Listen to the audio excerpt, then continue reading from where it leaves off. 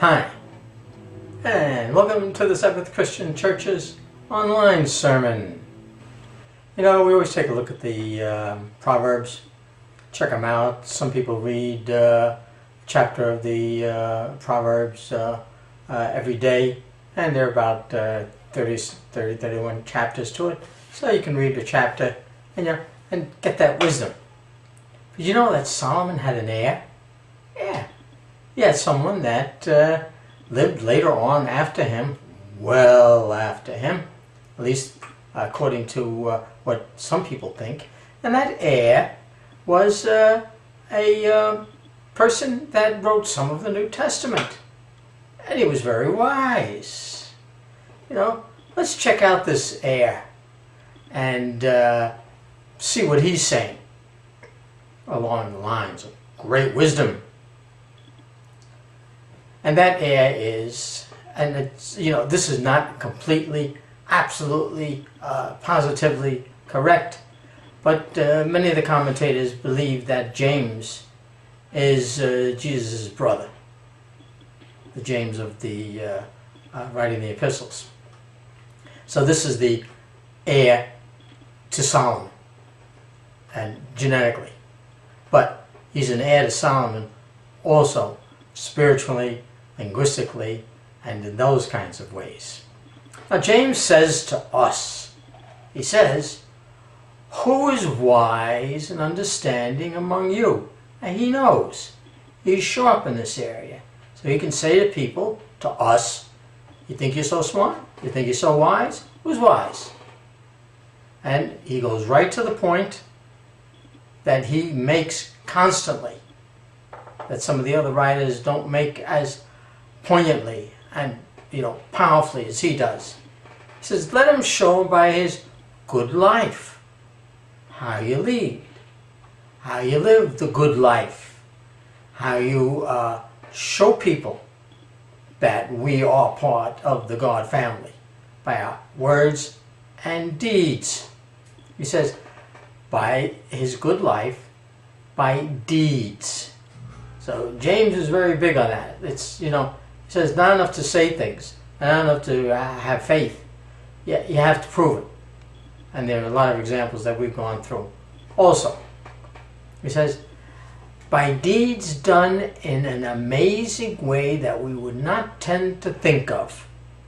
When we look at some of the people of the Bible, and we look at some lives today of people who are Christians, in the true sense of the word, and you would never think to say, by deeds done in humility. Very wise indeed. Now, humility is not something brand new in the New Testament, but he brings it out. So we thought we'd do just a little bit of a definition search of humility. It means, one, humble. A person that is not laid back, but a person that doesn't think too much of him or herself. It's a person that's humble, you know, not pushing his or her way, not being arrogant, not rushing into things, that just laid back and humble, not thinking too highly of themselves. Another synonym of it, and in English we have to understand there are no such things as synonyms. When we took linguistics in college, we found, and I don't remember what the word is, but there was one word that had a synonym that meant exactly the same thing. So the synonyms don't work that well in English, because there's no exact synonyms. Close enough, maybe not so close, but close enough that we have a list of synonyms. But it's not linguistically 100% accurate. So a person who's modest, they don't go around saying, oh, look at me, look what I can do, look what I did, and showing off and all that kind of thing. I don't like that. He says, deeds done in humility. Meek. You know, in this day and age, meek is something that people just aren't. It's very hard to find somebody. You see a person that's meek and you say, what's the matter with him? You know, what is he afraid of? What's going on with him? Why does he act that way? Why is he more forceful? I didn't come out. God damn it. Person who's gentle. Gentleness is also something that's not believed in that much. You can do things gently, because if you do it too hard, you can break it or do something to it that's bad. But gentle, person being gentle by nature, not too many. Person that's mild, easygoing. Person that's calm. It's very important, to be calm, because we're upset about things all the time. There goes the blood pressure, just in a physical way. So you got to be calm, relax. This is the wisdom down through the ages that James looks at and gives us some important information. Quiet. Person is not talking all the time. Some of us have a little trouble not turning off the switch there. Person is submissive. Okay, I'll do that. Sure, why not? Instead of, I'm going to do it this way. I'm going to do it my way. Yielding. Okay, let's do that. All right. Maybe I prefer to do something else, but better to please somebody. Much more important to please somebody than to do it your own way. Obedient to God and others. Compliant. Complies with things without, just tame. Biddable. There's an interesting synonym for it, because a person can bid them to do something, they'll do it. They're tractable. We're going to do that? No, okay, that's all right. I don't mind doing something else. Go along with them. I know some people like that. And they're amazing in their humbleness and humility. Just go along with stuff. And people just love to have them around. Acquiescent, deferential, timid, unprotesting. It's a hard thing to do. We see all the stuff that's going on. You say, that's wrong. Unresisting, lamb-like is animal-like, like a lamb to the slaughter. Quiet, mild, gentle, docile. Look at all these words here that just show up in the synonyms.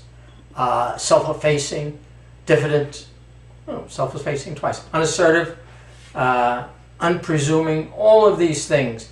Polite, unassertive, unassuming, subdued.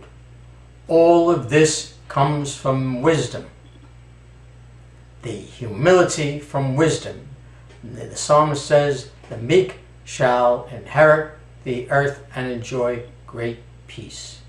Let's take a quick look at some of the people in the Old Testament that were wise, because they were humble and meek and easygoing. And it's usually these guys, because they're the epitome, they're the beginning of things. Noah, here he built an ark in the middle of nowhere near the water, which I say all the time. And so, but he did that. What do the people around him think? He just did it. God said to him, build an ark. He didn't say anything to God. He didn't disagree with him. He didn't do it. He just went ahead and built it. Got out his saw and got the wood and everything. So, however they built things back in those days. And what do the people think about it? Just not doing there, building an ark. What's the matter with him? He could not fit in with the times. No temptations. We were no temptations that halted him in any way. He walked with God, not with the people around him. Not friends, not family, or desires. With no evidence, he just believed God and he built the ark out there in the middle of nowhere. Just believe and act it. No evidence. Well, maybe he had some evidence. How about the creation? Very humble, very meek. Did what God asked him to do. Abraham left his home, friends, his own place, because God said so. God said he will make his family like the stars in the heavens. And Abraham believed God. And that's a lesson to us. He believed him, just believed. With no evidence, except the evidence of the creation. Again, he had his problems, however. He had some things that he liked better than just being meek and humble. He didn't particularly want to wait. His wife said to him, Sarah, go ahead, go to Hagar.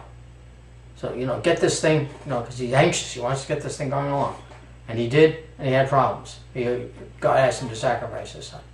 So we have these two very important people who show us how being humble, doing what God asks us to do, acting in His way, is very, very wise. Thank you for watching and listening. Amen.